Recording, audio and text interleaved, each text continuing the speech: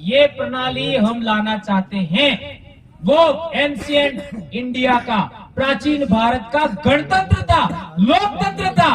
पूरी दुनिया के अंदर आदिवासियों ने ही लोकतंत्र दिया है। ये लोकतंत्र भारत भूमि की मूल शासन व्यवस्था है। ये गणतंत्र शासन व्यवस्था में आदिवासियों का इस देश को विरासत है, उसको हमें पुनः विकसित करना है। इसलिए मैं कहना चाहता हूं कि मैंने कहा था कि आदिवासियों को शासक वर्ग बनाना है, तो हमें कैसा शासक वर्ग बनाना है?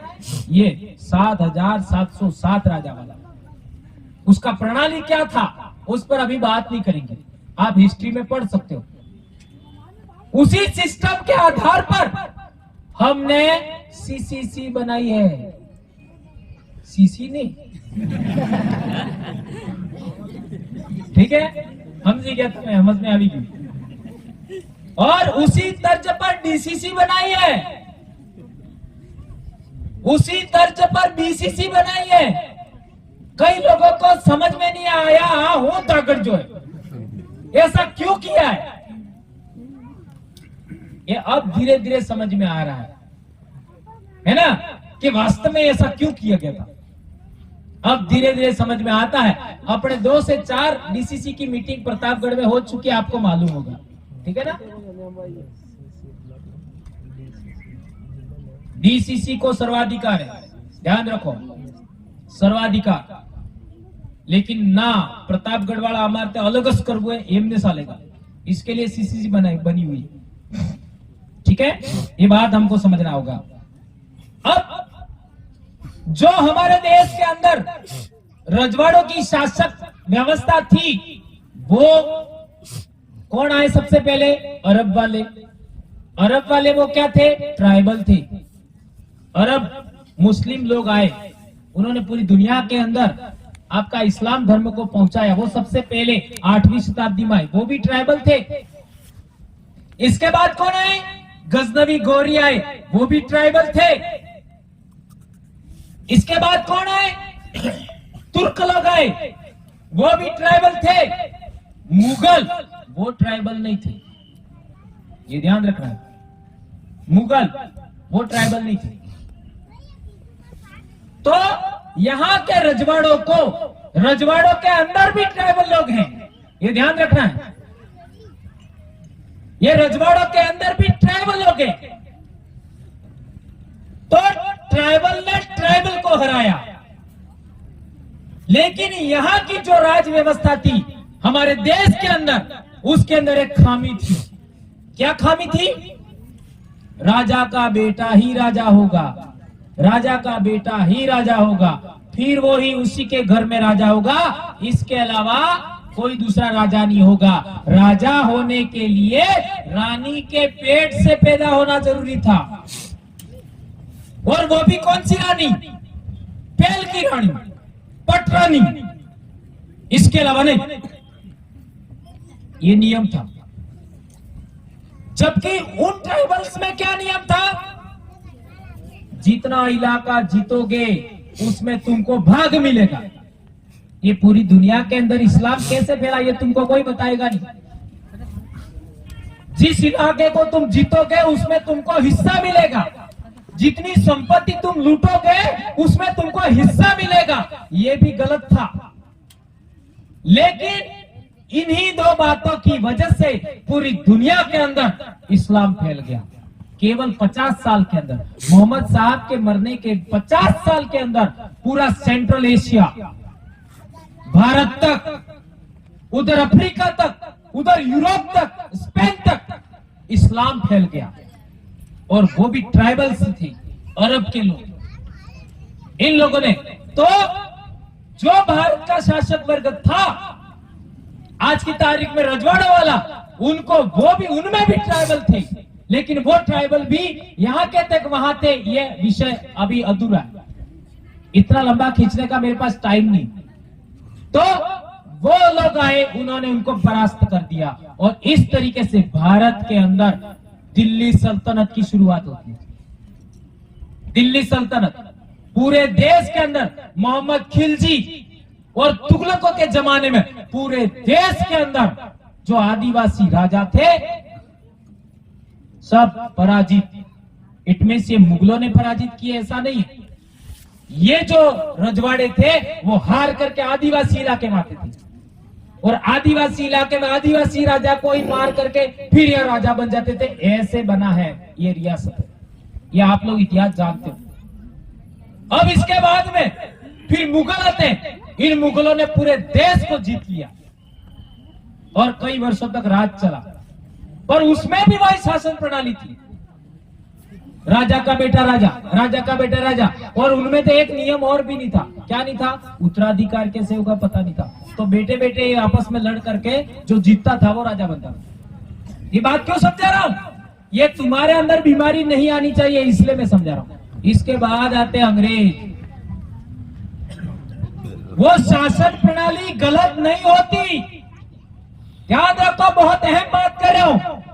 जो भारत के अंदर शासन प्रणाली, लोकतंत्र और गणतंत्र की व्यवस्था खत्म नहीं हुई होती तो रजवाड़े नहीं बनते, और रजवाड़ों की शासन व्यवस्था जो गलत थी उसको एक्सेप्ट नहीं किया होता तो भारत में कभी इस्लाम नहीं आता। ध्यान रखो, और भारत में इस्लाम नहीं आता तो संभवतः अंग्रेज भी भारत में नहीं आते। अंग्रेज भी भारत में नहीं आते, अंग्रेज भी इस देश को नहीं लूटते। और सब कुछ हो जाने के बाद आदिवासियों को लगा कि एवते किए, अंग्रेज लोगों ने क्या किया? जंगल का भी कानून बना दिया। पहले जंगल किसके घर हुआ करते थे? किसके हुआ करते थे? आदिवासियों के घर।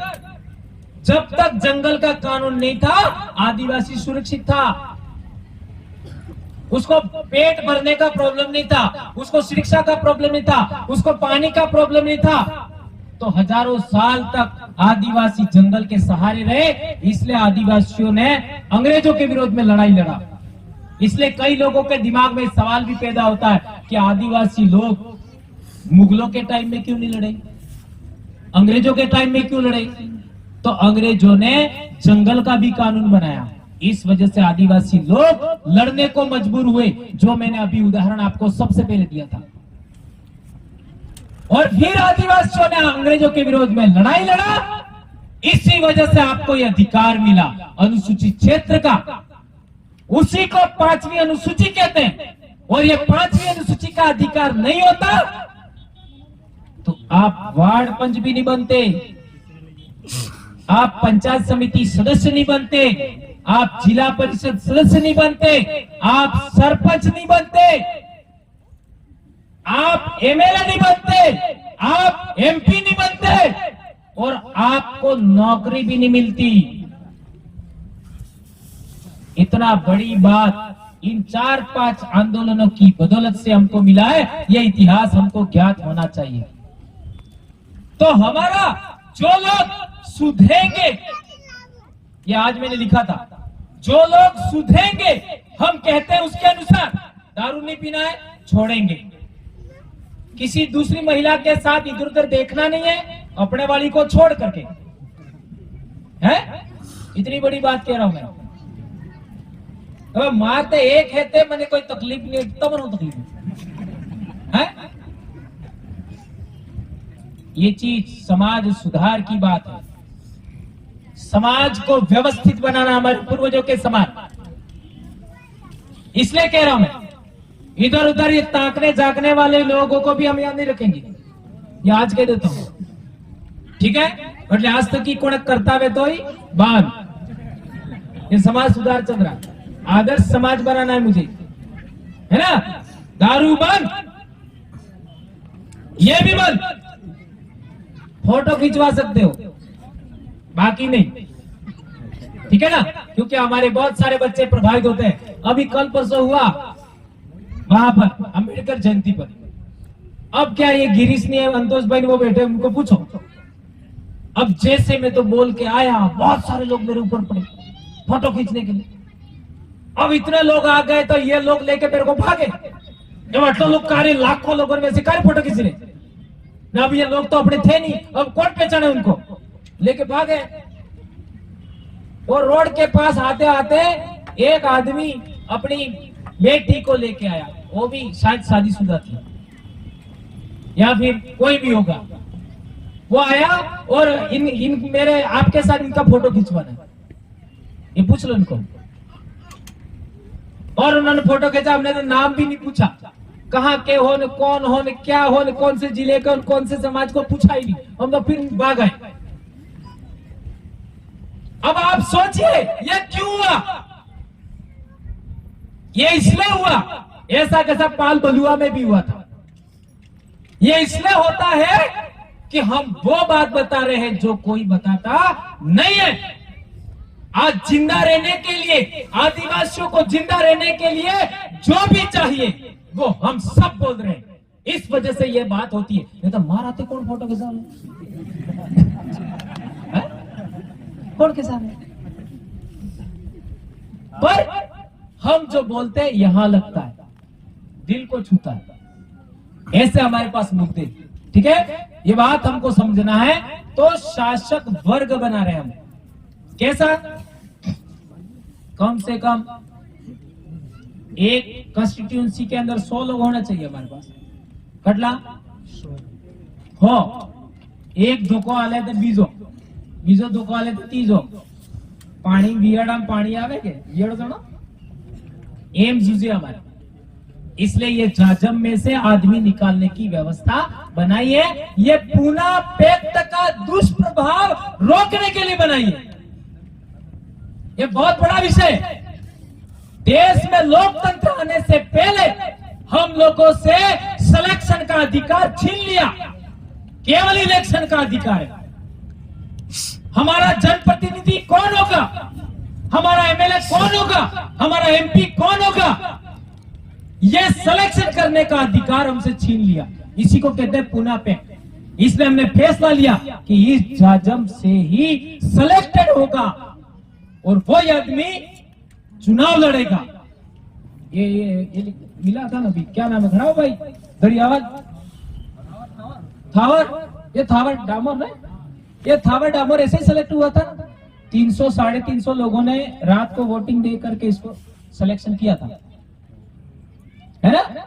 मांगूबाई ने सिलेक्शन हुआ, ने मेरे को फोन किया रात को 3:30 बजे फोन आया था कि हमारा काम हो गया। 3:30 आकी रात मती कोना होगी होनी ई जाने, पर मेरे को पता है 3:30 बजे फोन आया था। ये प्रणाली लागू करना है, ये बात हम कहना चाहते हैं। और इसका मतलब हुआ कि भारत के अंदर एक ही शासन प्रणाली थी जो सफल थी। ध्यान रखो, मैं बहुत अहम बात कह रहा हूं। ये जो बात कह रहा हूं वो पूरे बिल प्रदेश के लिए है, केवल राजस्थान या प्रतापगढ़ के लिए नहीं। मैं जो बोल रहा हूं है ना, पूरे बिल प्रदेश के लिए, पूरे देश के लिए है। इसका मतलब हुआ भारत में एक ही शासन प्रणाली सफल थी और सही थी, वो थी गणतंत्र की शासन प्रणाली। और राजतंत्र की शासन प्रणाली गलत थी, और गलत थी उसका प्रमाण है कोई भी राजा की 7-8 पीढ़ी के बाद में वो राजा का राज खत्म हो जाता था। भारत के अंदर इतिहास देखो, यही राजपूतों के साथ में हुआ, यही आपका तुर्कों के साथ में हुआ, यही आपका मुगलों के साथ में हुआ, और आज की तारीख में भी वही हो रहा है। नेता का बेटा ही नेता होगा। तो ये कौन सी शासन प्रणाली ला रहे हैं? कौन सी ला रहे हैं? वही राजतंत्र। सरपंच का बेटा ही सरपंच होगा, बेटा नहीं है तो पत्नी होगी, पत्नी नहीं तो बहू होगी, काम तो वही करेगा। नेता के परिवार में ही दूसरा नेता होगा, तो हमें होकर कंटोड़ा बेड़ा अमर हूं। इसलिए हमने फैसला दिया ये जो शासन प्रणाली लोकतंत्र की विरोधी है वो आदिवासी इलाके से खत्म करना है। इसलिए हम लोगों ने जनप्रतिनिधि सिलेक्शन प्रणाली बनाई और 12 विंगे। कौन कौन सी? विद्यार्थी मोर्चा, युवा मोर्चा, मुक्ति मोर्चा, सेवानिवृत्त कर्मचारी, सरपंच, पंचायत समिति सदस्य, जिला परिषद सदस्य, गमेती मुखी, आपका नगर पालिका के पार्षद, सहकारी समिति वाले और दो और कोई बच गए, जाम्बू खंड वाला। हाँ, जो भी दो और विंग से, इस तरीके से 12 विंग से सामाजिक, उनके जो लोग होंगे वो बैठेंगे और बैठ करके वोट करेंगे और सिलेक्शन हो जाएगा, बात खत्म। ये सारा आप लोगों को समझा दिया गया है, ये सब भाई जानते हैं, ठीक है। और एक और ये बहुत इतिहास की बहुत महत्वपूर्ण बात बताई, मैं एक ही स्पीच में अपनी कह देना चाहता हूं कि भारत के अंदर सभी धर्म वाले लोग आए, मुसलमान भी आए, ईसाई भी आए कि नहीं आए, लेकिन एक धर्म ऐसा था जो भारत से बाहर गया। और कितने देशों में आज की तारीख में? 82 देशों में, 82 देशों में। और इस्लाम भी भारत में आया तो हथियार के बलबूते आया। अंग्रेज ईसाइयत लेके आए, हथियार के बलबूते लेके आए।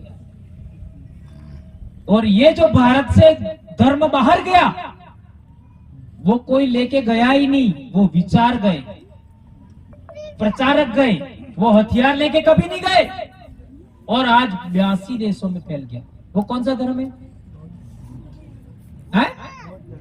बौद्ध धर्म। और बौद्ध धर्म में आत्मा नहीं है, बौद्ध धर्म में पुनर्जन्म नहीं है, बौद्ध धर्म में कोई ईश्वर नहीं होता, कोई ईश्वर नहीं होता। ये धर्म भी नहीं है, मार्ग है, जीवन मार्ग। ये बहुत बड़ी बात है, इसको हमें समझना पड़ेगा। लेकिन ये विचार पूरी दुनिया के अंदर गया, तो ये विचार कहां से आए? ये कहां से आए विचार? गौतम बुद्ध एक व्यक्ति था, लेकिन उनमें वो विचार कहां से आए? ये बात बहुत बड़ी है।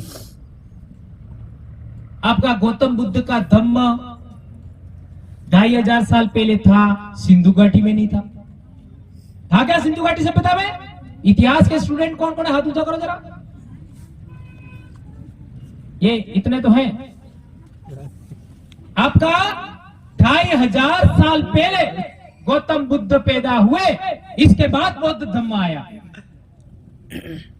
लेकिन आपका 3500 साल पहले भारत में नगर हुआ करते थे, नगर, शहर। और ऐसे शहर आज भी भारत में नहीं है। ऐसी व्यवस्था थी, नाली व्यवस्था थी, और उसकी लिपि आज तक पढ़ी नहीं गई। तो सिंधु घाटी सभ्यता नगर वाले जो लोग थे, वो हाथों में कड़े पहनते थे। आज भी उनकी मूर्तियां मिले, हाथों में कड़े। यहाँ कई महिलाओं के कड़े हैं, यहाँ आदमियों के भी कड़े होते हैं। आ रहे समझ में? ये देख लो, ये व्यवस्था देखो। मध्य प्रदेश में जाओ, गुजरात में जाओ, राजस्थान में देखो, महाराष्ट्र में देखो, ये चीजें सिंधु घाटी सभ्यता में मिली, वो भील आदिवासियों में आज भी है। तो हम कह सकते हैं कि सिंधु घाटी सभ्यता निर्माण करने वाले आदिवासी लोग थे, उनसे बौद्ध धर्म पनपा, ये कह सकते हैं हम। तो आदिवासियों के आपका विचार को थोड़ा सा आपका संशोधित करके बौद्ध धर्म बना होगा और पूरी दुनिया में गया होगा, ऐसा कह सकते हैं। तो भारत से एक ये विचार दुनिया में गया। कौन कौन से देशों में? श्रीलंका में भी है, म्यांमार में भी है, थाईलैंड, कंबोडिया, मलेशिया, चीन, जापान, कोरिया, मध्य एशिया में, मंगोलिया में, हर जगह। पहले वो इधर अमेरिका का झंडा और ये जो कांति भाई बात कर रहे थे, वो दोनों झंडे एक साथ फहराए गए, वीडियो देखे होंगे, एक साथ। इस भारत देश के इतिहास के लिए एक बहुत बड़ी बात है ये कोई छोटी बात नहीं। इसके लिए आप लोग आज की तारीख में गर्व कर सकते हैं। और इस दिन को अमेरिका के अंदर इक्वलिटी डे घोषित किया गया, समानता दिवस। जबकि हमारे यहाँ क्या हो रहा है ना, 900 ने तो 900, 900 ने तो 900। और तो और हमारे समाज के अंदर आदमी और औरत दोनों बराबर थे। ये आदमी जी 900 ने तो 900। और इसी वजह से हमारा बहुत बड़ा नुकसान हो गया। हमारे देश के अंदर आदिवासी महिलाएं एक जमाने में शासिका हुआ करती थी। जब तक वो आजाद थी, जब तक वो स्वतंत्र थी, तब तक आदिवासी समाज के ऊपर कभी भी आंच नहीं आई। आपने देखा होगा जंगल में आदिवासी महिला केवल एक कुल्हाड़ा लेके जाती थी। कोई साथ में आवे दावे नहीं आवे तो कोई, जंगल में जंगली जानवर भी होते थे तो वो उनसे लड़ लेती थी। इतना बहादुर थी, इतना स्वतंत्र महिला थी, बहादुर महिला थी, ताकतवर महिला थी। इसलिए उनकी संतति भी बहुत ताकतवर हुआ करती थी। आज है 50 किलो, 30 किलो, 35 किलो। इसलिए हम लोगों ने फैसला लिया कि महिला को कमजोर करने वाली कौन कौन सी चीजें हैं, तो व्रत ने, उपवास ने, कर्मकांड ने, ने पेलो ने, ढेकड़ो ने, माकड़ो।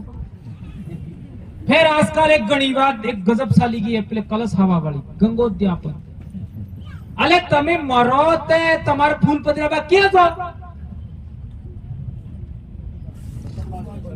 गौतम बाप, ठीक है ने अमार वाला बेड़ी सब बराबर है। तो यदि पानी पदरा बुसवे ने पानी ની પૂજા કરવી છે તો ગૌતમ બાપસી વાળો કરો, બેડી સે વાળો કરો। फिर तो पदरा जाता ने वेव पानी लवी फर्क गंगोत्यापन करी। ये कौन सा नाटक है? ये बात भी हमको समझना पड़ेगा वो लोग क्या चाहते हैं। और एक बात, ये कल परसों हमारे ये दशरथ जी बरंडा, हाथ ऊंचा करना जरा। दशरथ जी बरंडा किधर गए? हाँ, दशरथ जी बरंडा ने एक बात बताई थी कि हमारे समाज के अंदर मन्नारा यूं बोलते तो वो लोग विरोध करते हैं। मन्नारा, मन्नारो मन्नारी हो क्या भाई, समझ में आवे नहीं? आप जो किस किस को पता है? हाँ हरी तू बता, नाम भूल गया मैंने। कल्पना, मन्नारो એટલે हाँ, मरने के बाद मन्नाराम कहीं, मन्नाराम सूरी में कहीं, मन्नाराम सुरोई में कहीं, मन्नाराम गेरवाड़ी में कहीं, जो जिंदा होते हैं उनको। तो वो लोग इसको विरोध करते हैं और क्या कहलाते हैं? स्वर्गीय, पाट्टा में स्वर्गीय, बराबर है। अब तमे स्वर्गीय को एससी वालों स्वर्गीय के, ओबीसी वालों स्वर्गीय के, सामान्य वालों ये स्वर्गीय के, तो आपने अलग अर्थ था क्या? अपनी पहचान कैसे हुई?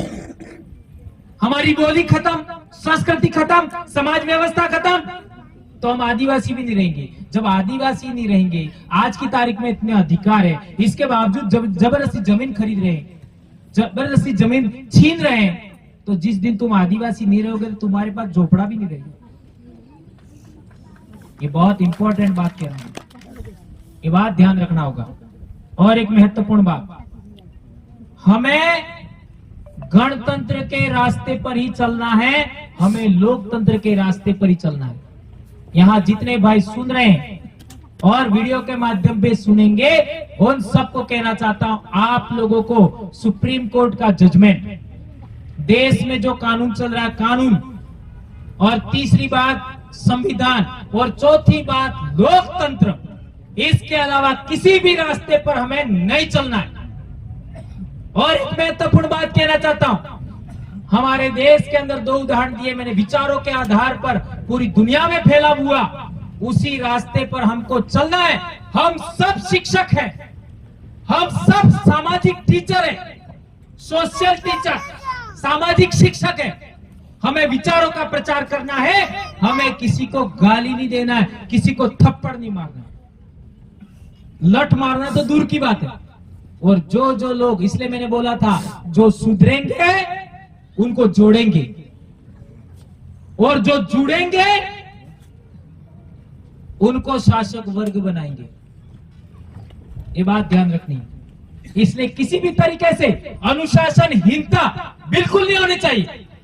हमारा आदिवासी परिवार में अपन ने लगातार नियम बनाए, ऐसे ही चलना है, ऐसे ही चलना है, ऐसे ही चलना है, ऐसे ही चलना है। तो आज तक आदिवासी परिवार में बिखराव नहीं हुआ, आपस में तू मैं नहीं हुई। 16 मई को जयस बना था और 17 मई को आदिवासी परिवार। ये ध्यान रखा, ये हमारे पश्चिमी भारत के लिए बहुत सौभाग्यशाली दिन है, बहुत गर्व करने लायक दिन है, 16 मई और 17 मई। लेकिन जयस में आप लोगों ने देखा होगा कई भाई आपस में लड़ते रहते हैं, कई पेला नेम के कई पेला नेम के, होता है कि नहीं होता है? कटला जणा जयस वाला आ तुझा करो એટલે खबर पड़े आटला ही है ना, और बहुत सारे भाई हैं। और उन सभी भाइयों को मैं ये कहना चाहता हूं कि हमें समाज को चलाने के लिए, परिवार को चलाने के लिए, गांव चलाने के लिए नियम की जरूरत होती है। परिवार सलाह नियम नहीं सुझाए घेर में कटलो मन के एटला रोटा मळे, ये नियम नहीं कहवा। दाड़ो उगवा तक हुई रे इन्हें लट पड़ी सके, ये नियम नहीं कहवा। मेरी दादी ऐसा ही करती थी, कार्य उठाड़वानो नहीं, दाड़ो उगी गयो सोरो हुई ले ठोकीस दीवानी गोदड़ा सहित। मेरे दादा से लोग नहीं डरते थे, इतने दादी से डरते थे हमारे परिवार में। किसी की हिम्मत नहीं था दादी के सामने बोल दे। ये नियम नहीं था क्या? नियम था। गांव चलाने का भी नियम था, समाज चलाने का भी नियम था। तो इतना बड़ा संगठन चलाने के लिए भी नियम होना चाहिए, और वो नियम आपको लिखे हुए मिल जाएंगे। वो तो हमारे पास है, तुम भी हमारे भाई हो, ले जाओ, उसी को लागू करो, बात खत्म। और यदि हो गया तो पश्चिमी भारत का आदिवासी ऐसे हो जाएगा, और पश्चिमी भारत का आदिवासी ऐसे हो गया तो क्या होगा? जय भील प्रदेश। समझ में आया नहीं है? अभी महाराष्ट्र से भी फोन आया। क्या फोन आया है? कि नहीं हमारे ये लोग बराबर काम नहीं कर रहे हैं। कौन लोग काम करे, मैं किसी संगठन का नाम नहीं लेना चाहता, तो वो कह रहे हैं नहीं आपको आना ही पड़ेगा। ये अभी फिर बात आई है।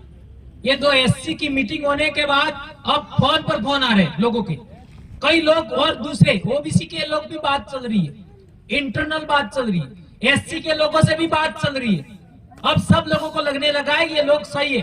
पहले लोगों ने भड़काया था, क्या हो भड़का दिया था, आदिवासी परिवार वाला लोग है, आपने तो गांव में रहवा नहीं देंगे, ऐसा झूठा प्रचार किया। कईयों ने ऐसा बोला कि पीटेंगे। ये 4-5 साल हो गया, किसी ने किसी को पीटा ही नहीं, किसी ने किसी को गाली दिया ही नहीं। तो अब लोगों में विश्वास कायम हो रहा है, ये बात हमें समझना पड़ेगा। तो आप लोग कब शासक बनोगे? जब सभी राजा एक जजम पर बैठेंगे। आज स्पेशल तैयारी करके आया हूं, ये बातें आपने पहले एक साथ कभी नहीं सुनी होगी। आप शासक वर्ग कब बनोगे? जब सभी राजा जजम पर बैठेंगे। ये कैसे संभव होगा? इतिहास काल में था, मैंने अभी उदाहरण दिया, एक संस्थागार में। अब संस्थागार क्या होता है ये भी समझाना पड़ेगा, हिस्ट्री में यही पॉइंट मिलेगा। संस्थागार, संसद, उस जमाने की संसद हुआ करती थी, उसको संस्थागार कहते थे। उसके अंदर 7,700 राजा एक साथ बैठते थे लिच्छवी गणसंघ में, और इनमें भी वोटिंग होता था। और वोटिंग का तरीका क्या था? एक लकड़ी होती थी, लकड़ी स्पेशल टैग मारी हुई, वो किसके पक्ष में उसको देते थे, एकत्र करते थे, फिर गिन लेते थे। ऐसा लोकतंत्र था हमारे देश में।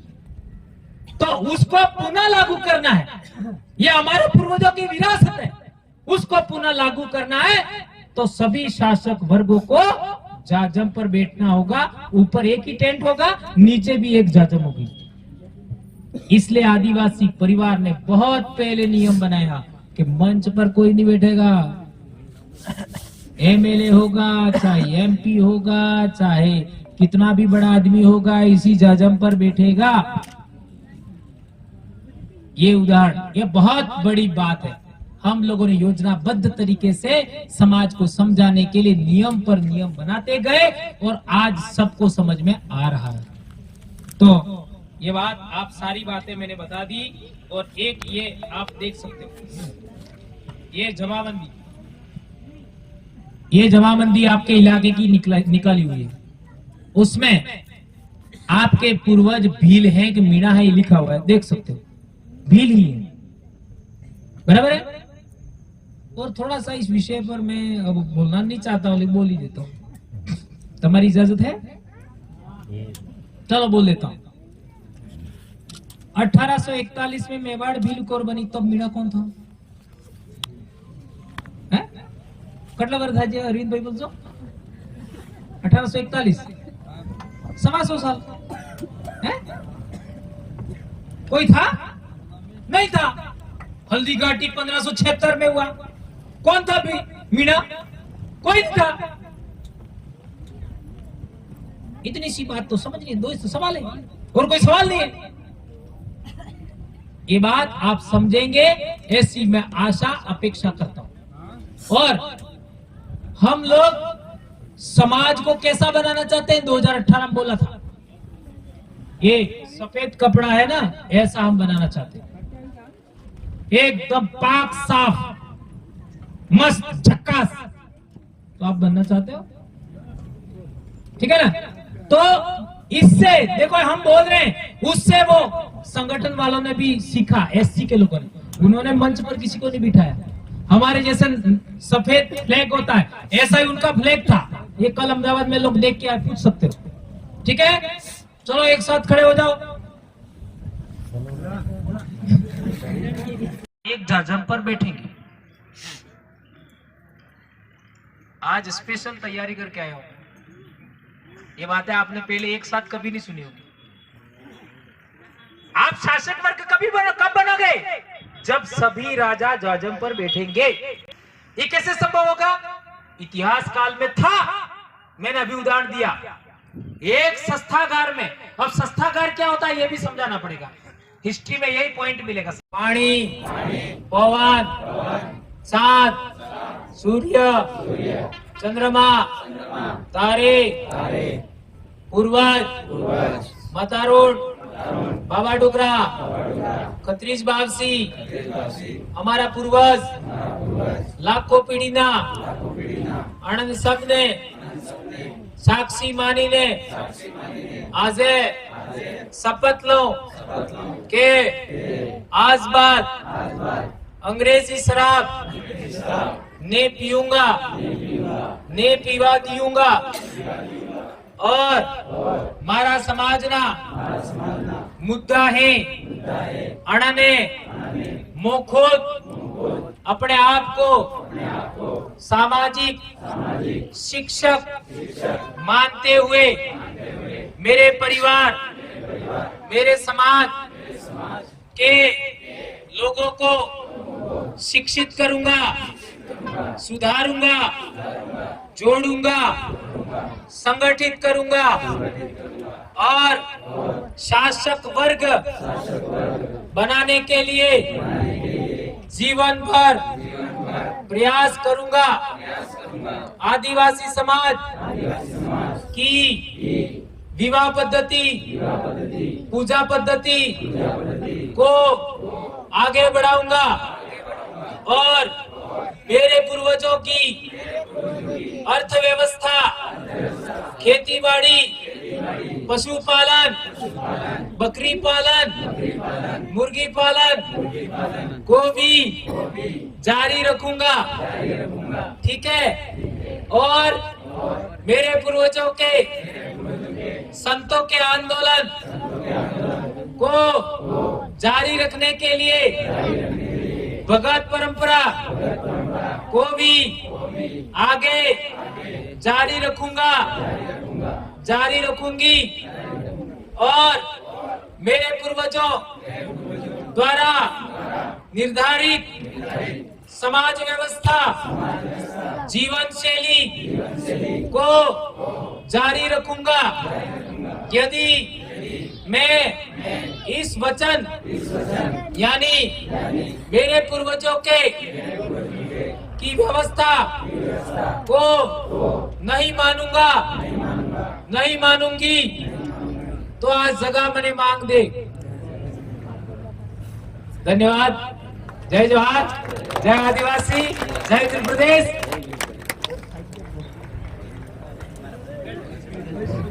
दादा का बहुत बहुत धन्यवाद और मुझे खुशी